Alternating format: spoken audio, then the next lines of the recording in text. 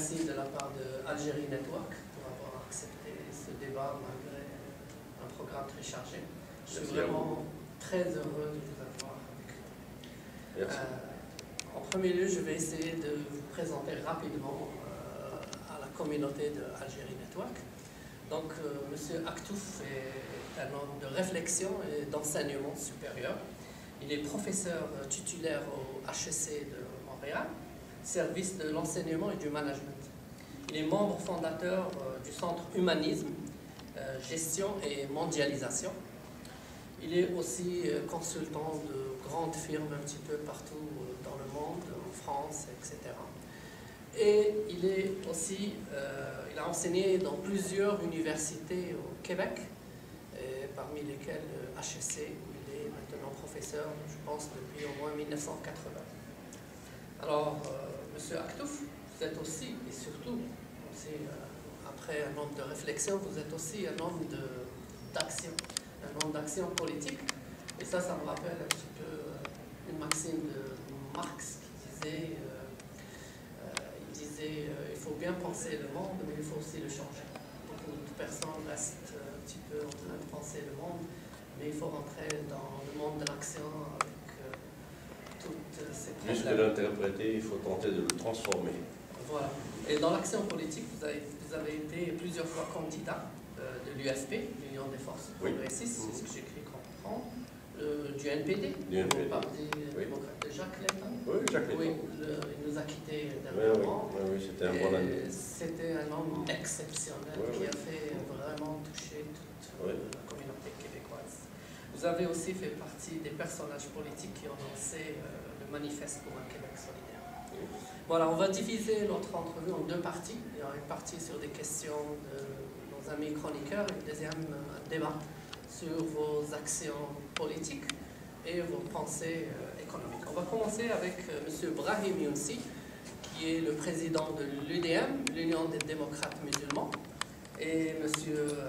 Brahim Younsi dit que vous êtes parmi les économistes, notamment donc Joseph Stiglitz, qui ont anticipé cette crise. Alors il dit, quelle est l'analyse que vous avez faite pour expliquer cette situation de crise, bien avant qu'elle n'arrive, bien sûr?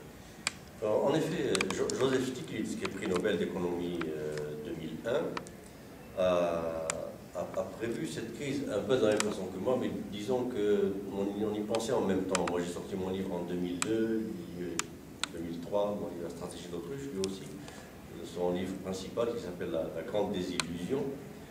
Et cette crise, ce chaos dans lequel on est maintenant, était tout à fait prévisible parce que tout simplement, la mondialisation néolibérale telle qu'elle a été organisée depuis les années 70-80, ce n'est rien d'autre que comment faire pour que les plus nantis de ce monde, ceux qui ont pris les parts les plus importantes de la richesse mondiale, de l'économie mondiale, comment peuvent-ils continuer à faire grossir leur part du gâteau de l'économie mondiale quand ce gâteau ne grossit plus?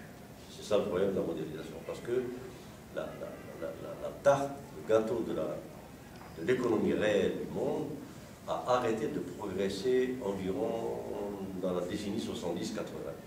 L'économie réelle, c'est-à-dire l'économie qu'on fait avec le bois, avec le ciment, avec le pétrole, les utilités réelles. Ce qui a pris le relais, c'est l'économie financière, c'est la spéculation et le gonflement artificiel des valeurs des entreprises dans les bourses. Et donc c'est tout à fait prévisible que quand l'économie ne fonctionne pratiquement plus pour augmenter, pour croître, pour faire la fameuse croissance, sinon qu'à travers les valeurs virtuelles spéculatives, il est très facile de prévoir que ça fait des bulles et que les bulles explosent et que ces bulles vont se multiplier, s'accélérer et exploser de plus en plus. Donc on en a eu en 73, on en a eu en 82, on a eu en 87, on a eu en 98, on a eu 2000 et maintenant 2007-2008 et la prochaine peut-être 2012-2013. Alors il vous pose une question, je ne sais pas, peut-être un petit peu naïf, je ne sais pas, il vous demande quelles sont les solutions. Rapidement, qu'est-ce qu'on peut dire? Les solutions, rapidement, elles sont évidentes. La première solution, c'est qu'il faut désarmer la finance. Parce que la finance, c'est l'ennemi de l'économie. La finance, ce n'est que de l'argent artificiel. La bourse, ce n'est pas de l'économie. La bourse, c'est du casino. On ne fait pas de placement à la bourse, on joue à la bourse. Quand on va à la bourse, c'est comme si vous jouez à la roulette au casino. Vous mettez votre argent dans valeur pétrole, or, je ne sais pas quoi, General Motors, telle compagnie. Et puis, si ça monte, vous gagnez, si ça descend, vous perdez. C'est exactement comme jouer à la roulette. Donc, la solution, c'est de définanciariser l'économie mondiale et très rapidement. Alors, moi, si j'ai un conseil à donner en Algérie, c'est surtout de ne pas avoir de bourse de type New York ou Paris ou Londres, parce que ce sont des bourses de spéculation, totalement. Il y a d'autres types de bourses, c'est la bourse de Tokyo, de Stockholm, de Berlin, qui sont des bourses qui ne permettent pas de spéculer au-delà de la valeur réelle résiduelle des entreprises. Donc, ce qui fait que les bulles ne sont pas aussi facilement possibles dans ces pays-là que dans les pays où la bourse est libre à elle-même. Donc, c'est ça la solution. C'est la solution d'ailleurs que préconise Joseph Stiglitz aussi, c'est de mettre un frein à la croissance financière qui est de la fausse croissance. D'accord. Je pense que M. Brahim Younsi a bien pointé du doigt le problème de la financiarisation et il a aussi pointé du doigt deux points, celui des outils de financiarisation comme l'OMC et le FMI. Est-ce qu'on peut sortir de ces organismes-là?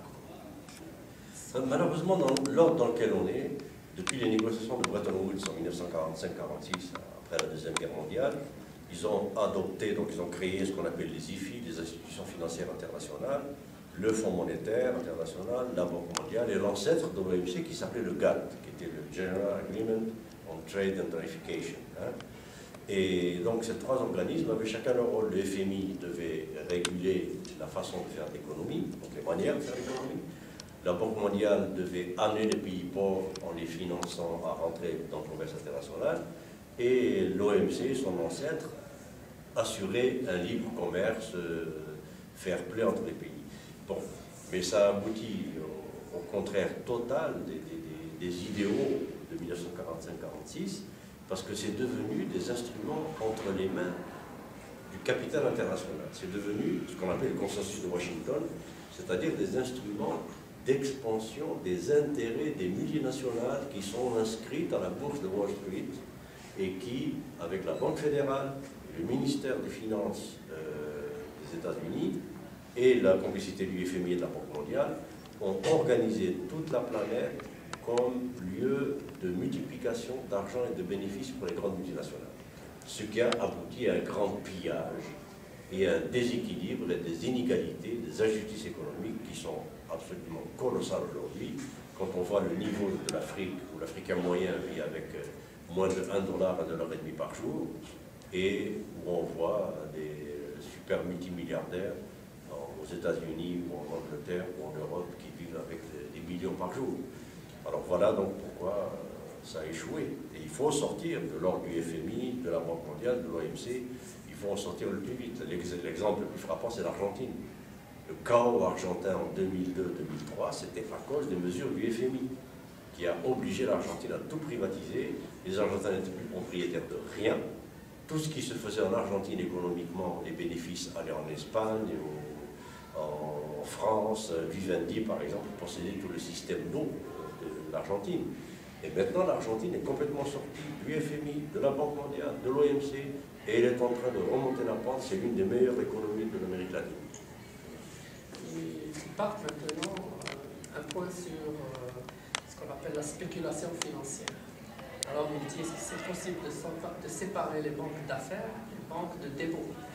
Il parle de l'acte de Glass-Steagall de 1933 qui a suivi les années 29, la dépression. Oui, cet acte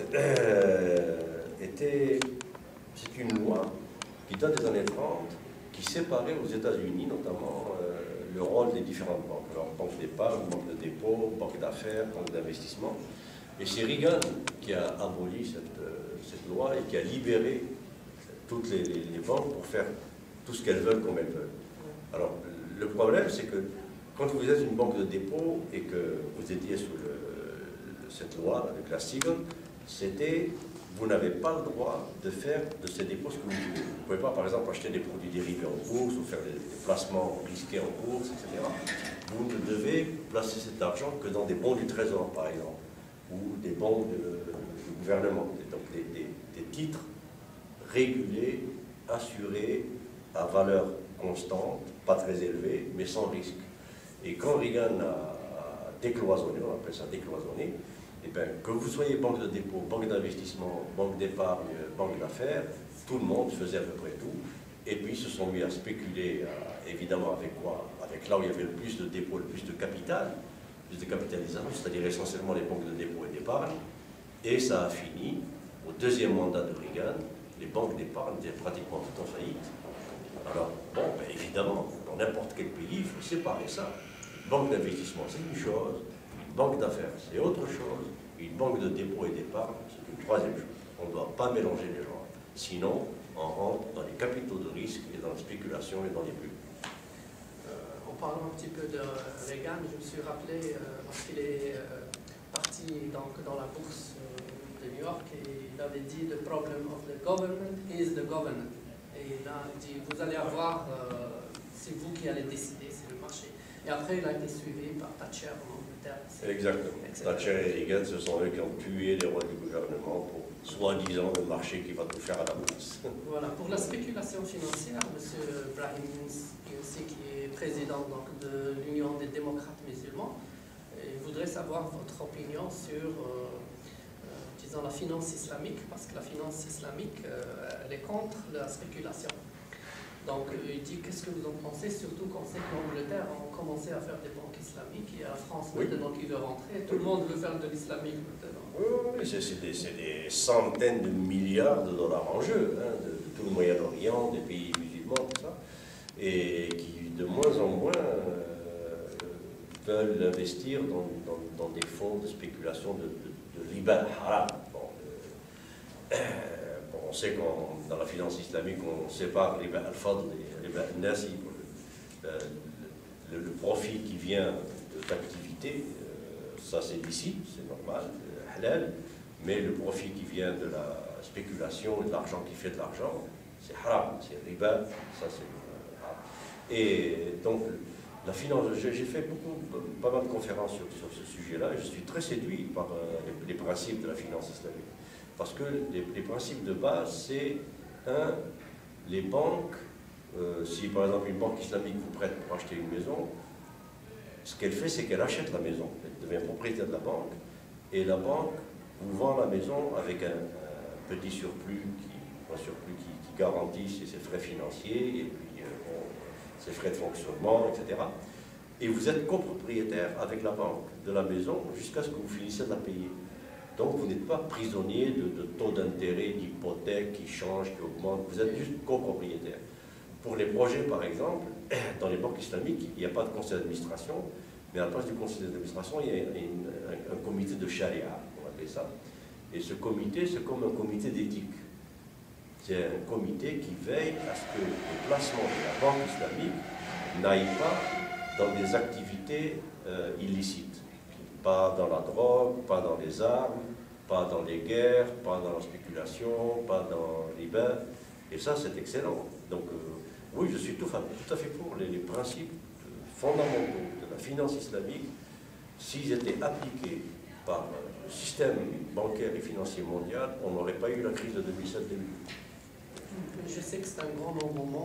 Il y a beaucoup de personnes qui font des conférences maintenant. Ah oui, même ici au Canada. Des études, il y a même des chaires qui ont été ouvertes. L'autre question, c'est, M. Brahim, c'est concernant les agences donc, de notation qui notent les pays. Il dit que ces agences ne sont pas élues démocratiquement. Est-ce que ce n'est pas un frein à la démocratie parce qu'ils vont noter les pays qui peuvent s'effondrer, etc. Qu'est-ce que vous pensez de ces agences-là de notation? Alors, les agences de notation, comme Moody's, Standard & Poor's, Merrill Lynch, etc., ont été inventés par les systèmes financiers donc de New York, de la City, de Londres, etc., pour donner une impression qu'il y a une institution quelconque qui surveille ce qui se passe dans le monde de la finance. Or, il faut savoir que ces agences vivent